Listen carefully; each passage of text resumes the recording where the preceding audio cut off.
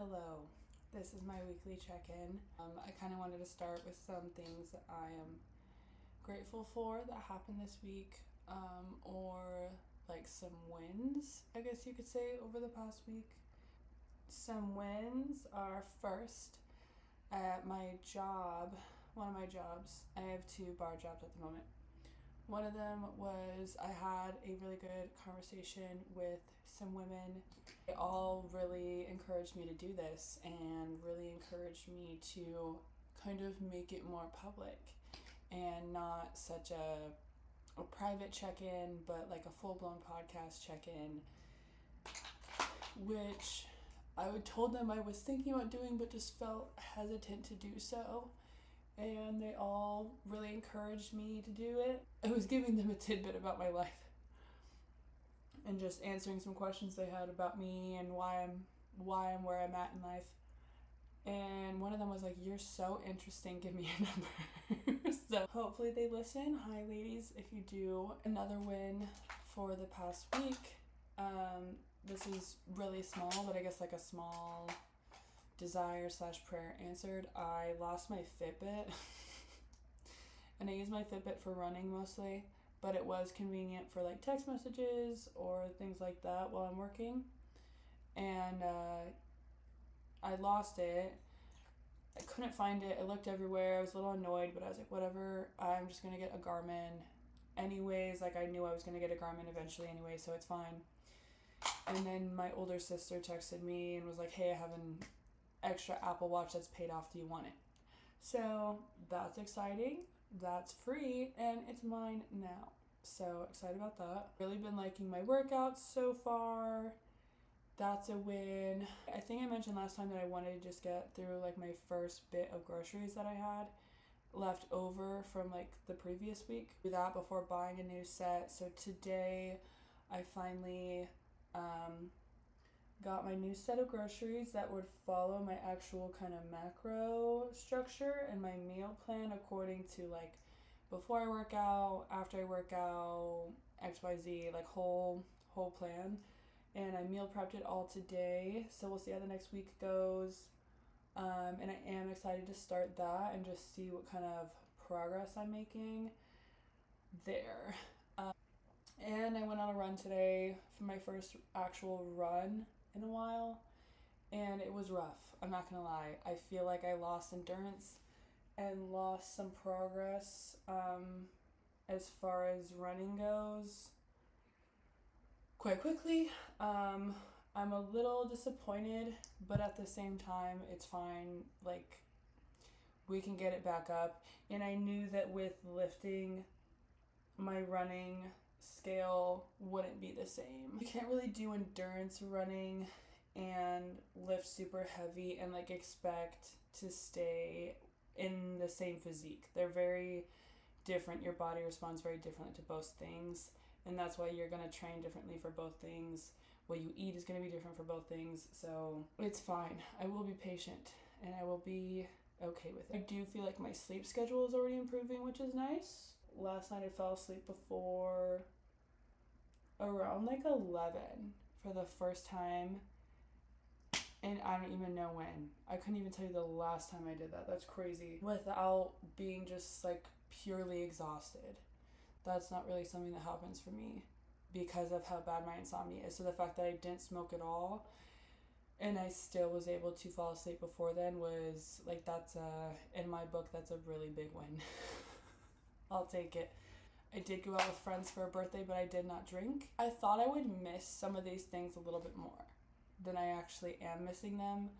And I think maybe that's just proof that your mindset is really where the struggle comes in. I thought that I would miss weed and then basically everything that I gave up except alcohol. I thought I'd miss it all a lot more than I actually am, so it is kind of nice that I'm not missing it really. Celibacy is a little bit hard, but not really. It is, but at the same time, I don't feel like going out of my way. So maybe that's where like the temptation just isn't there, is I don't feel like trying. So I'm too lazy at the moment. I just don't care enough. the cigarettes, like, I do miss them every time I get in my car or every time I'm walking away from a shift, even before my run today. It's like all the times that I normally would is when my body is like, hey, we miss this, but for some reason it hasn't been as bad as I imagined it to be. Some things that I noticed, I feel very aware of my thoughts, and not in a reactionary or overwhelmed kind of way, not in a I'm anxious and overwhelmed with what's all the thoughts that I have kind of thing. It's more of a observational awareness, a oh, I wonder why that thought popped up. I know that some people have said that's kind of what you do when you meditate, is like you observe and you observe the thought and you let it pass. You don't judge the thought. You let it come and you wonder why it's there and you give it room to speak its piece, and then you just let it float away. I don't know, just kind of in a state of that.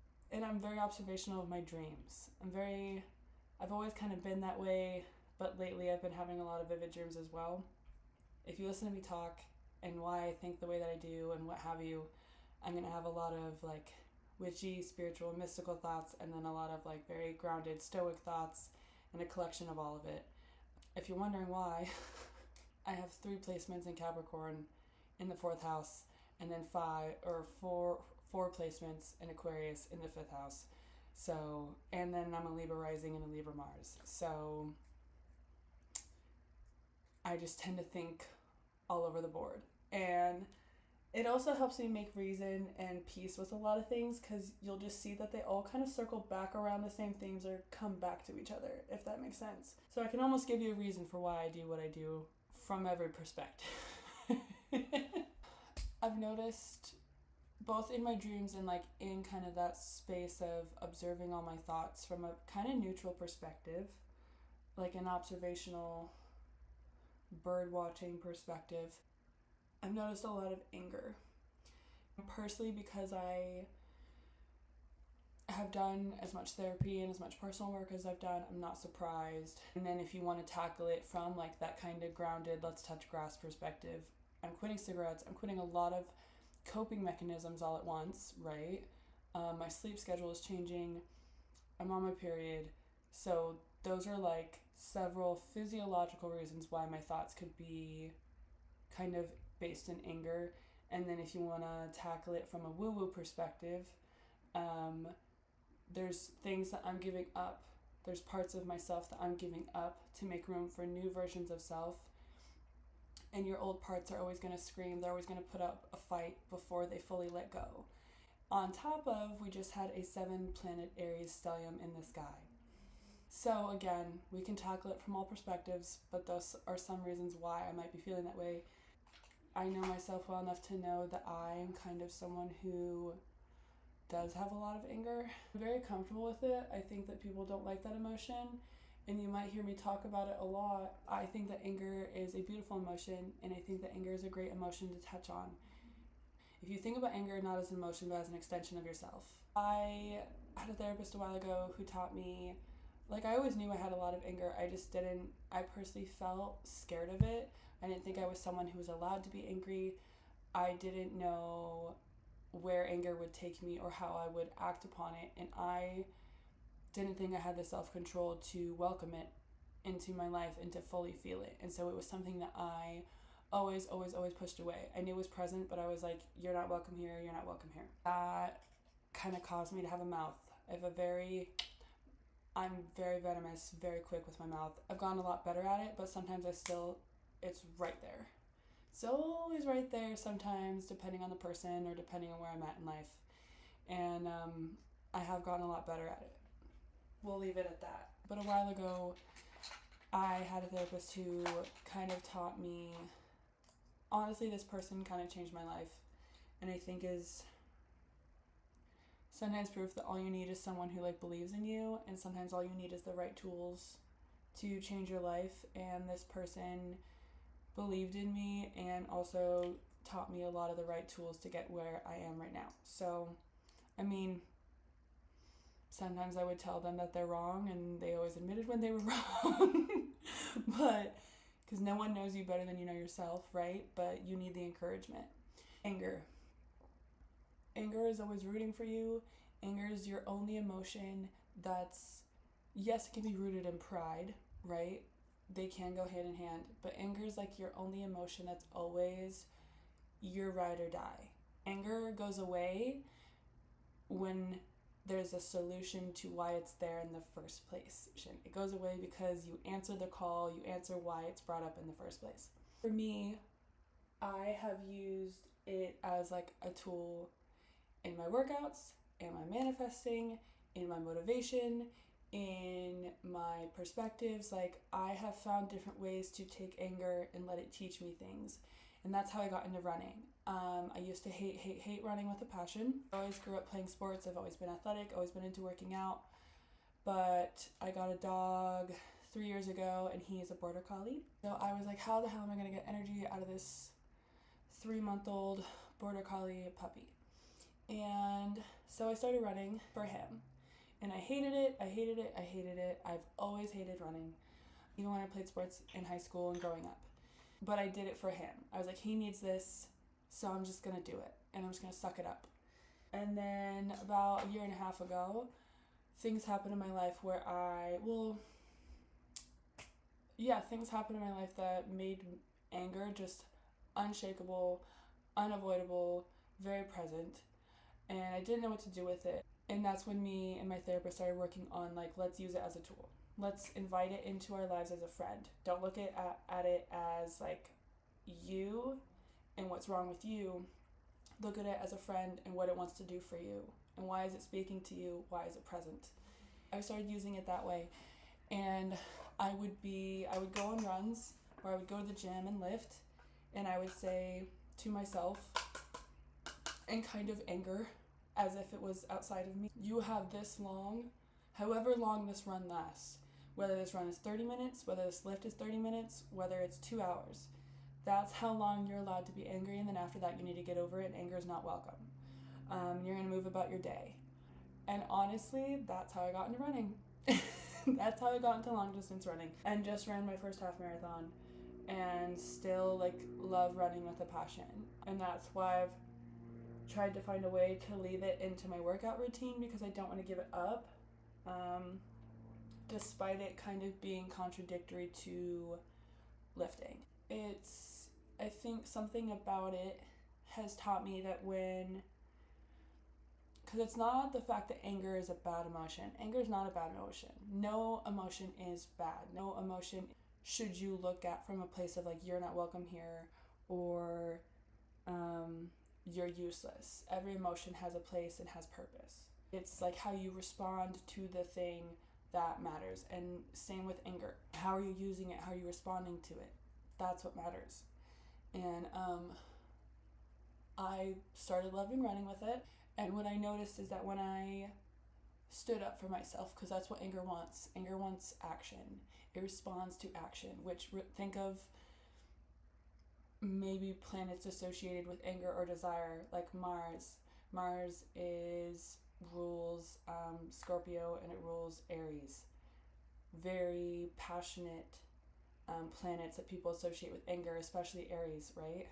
And we just had that Aries stellium that I discussed, and I talked about how I've been angry lately. They like action. They want you to do something. Revert it back to the anger and, like, psychological perspective. It wants you action. When I started standing up for myself more often and vocalizing where I was wronged, or vocalizing how I didn't want to do things, because I was a people pleaser. I was a really, really, really big people pleaser. I didn't like saying no. I didn't feel like I was allowed to say no ever.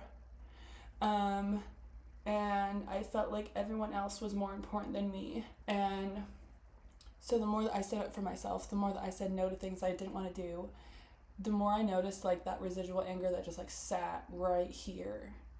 I noticed it wash away, and my panic attack stopped, and I could breathe. I think I also started having, like, a lot more faith in myself and a lot more trust in myself along the way as well.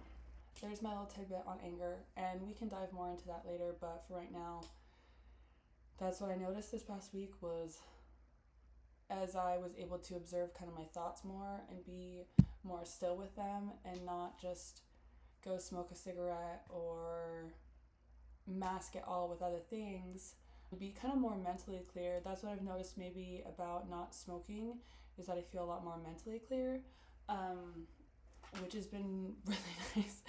As anger has been present, this feels more of a residual from the past. And I was actually thinking about this in the shower today of like, I'm really good at making, I've done a really good job at making peace with like younger versions of myself, but I think there's still younger versions of myself that I'm working on. And those are like young 21 to 18 teenage Caroline. Like my younger and middle school and like very young child versions, I think I've made a lot of peace with them. But I'm still making peace with other parts of myself, other past versions, because I don't know. I don't know what it is. I don't know why I haven't made peace with them yet. We'll get there when we get there. Shadow work, I guess, is the name of the game there. I haven't done a whole lot of shadow work in the recent months. I kind of feel like this in and of itself, this whole 100-day project thing, is a little bit of a version of shadow work. It may be in a very physical form. Really kind of excited just to see what the end result is, but also trying to remind myself to take it one day at a time. Oh, I guess maybe a pitfall and maybe a realistic bit of myself, and part of how last week I was saying this is more about building structure and like habit building and foundational than it is about being overly strict and overly about results. I wasn't super happy when I weighed myself this morning and when I looked at myself in the mirror to get in the shower. Keep in mind, I'm only a week in. Like, this is only a week in. And I'm on my period, so I'm extremely bloated. And I haven't been running. I used to be running like 6 days, 5 days a week. And I was doing anywhere from like 4 to 10 miles. Again, I said earlier how your metabolism is so different between both things. So I have to remind myself those two things. I'm not exercising the same at all, and I'm on my period. And I have not been eating the same either.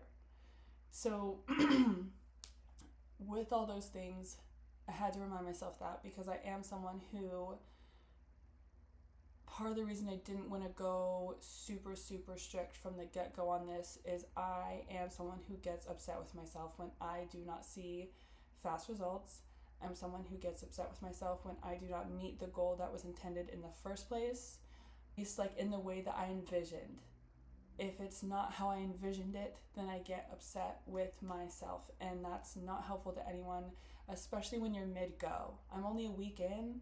There's no reason to be upset with myself. I'm a week in. I'm not going to see, and no one is going to see any kind of super crazy amazing results a week into anything. So, and I already struggle with like that, on top of struggling with disordered eating. And so there's a lot of boundaries that I have to be realistic with myself about from the very beginning. I guess to kind of what I had to remind myself along the way was those things, right? We're only a week in. You're not going to lose, the point isn't to lose weight necessarily, because I don't care about the number on the scale, but you're not going to lose 10 pounds. This is for anyone listening, over a week. If you're losing 10 pounds in a week, that's so unhealthy, and as soon as you go back to what you were doing before, you're going to gain it back in like 2 days. Like, that's just how our bodies function and work. It's not healthy to lose 10 pounds in a week for anybody. And then on top of that, I guess a metaphor for you. I really like painting. I really like art. And most of the time, I hate my paintings from beginning to about like 75% in. Usually I'm like, why am I doing this? It's not how I envisioned. It's not pretty. It's, I'm upset most of the process. It's supposed to be relaxing and enjoyable. And it is a bit, but then there is times where I get really upset with myself and I'm like, this isn't how I envisioned, It's not turning out how I wanted. this is just ugly. And I start liking and enjoying it, get this, when I start doing the finer details. When I start implementing like the last 25% of the actual painting and the details and the building the actual image together, like when it actually starts coming together. That's when I start actually liking my own work. And I had to remind myself that I think there will be parts of this journey within the next 100 days that are similar. I can't really tell you exactly what, because I'm already excited about a lot. I'm happy to be lifting again. I live in an apartment complex, and at the gym here, there was like a little girl yesterday. She's probably like 7. Don't know where her parents are, but she's just walking around the gym like being whatever, a little girl. And I noticed that she would look at me and like copy movements that I was doing or lifts that I was doing, and I thought it was cute, and like that made my workout, I think, a little bit more fun because it was adorable. I'm really excited to see how my eating goes over the next week. I made some food that I know I'm going to enjoy, and my macros are good. I'm stoked about it. I'll see how the next week goes, and then I will adjust. I might need to be eating more. That's the one thing I think. After measuring everything out today, I think next week we'll see how it goes, and if my energy levels are low, then I'm gonna put more protein and more carbs onto my list and like up my calorie count, because I'm kind of in a deficit right now. I have been enjoying journaling. I think because my mind's been so clear, and I've really been trying to work on my intuition and like paying attention to it. It's been exciting to see little moments come to me over the past week that have been relevant to that, whether that's me being just able to observe anger and not be reactionary to it and just let it have its peace and be present. And then on top of that, the little intuition moments that just instantly come to me, those have been fun. Those always bring like a very quick amount of joy. I instantly feel a smile come to my face, or that childlike curiosity come to me, and I think those are the moments that I'm looking forward to the most. I think I'm someone who carries a lot of childlike joy in me, and if you heard me say earlier that I have